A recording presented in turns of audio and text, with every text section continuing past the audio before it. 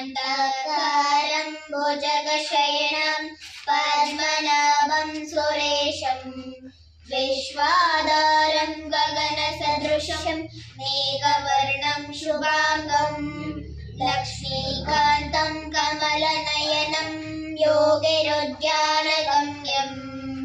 वन्दे विष्णुं भवभयहरं सर्वलोकैकनाथं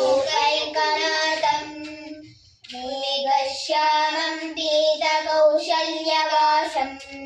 श्रीवत्साङ्गं कौस्तुभोद्भासिताङ्गं पुण्योपेतं पुण्डरीकायताक्षं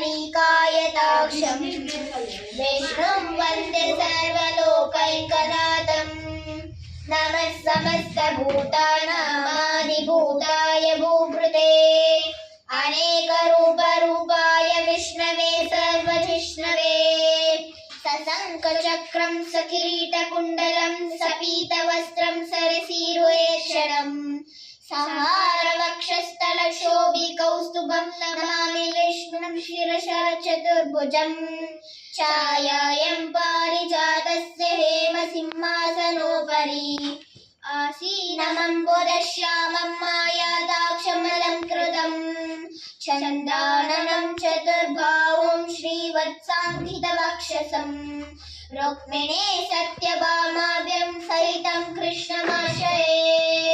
ॐ विश्वेश्वराय नमः।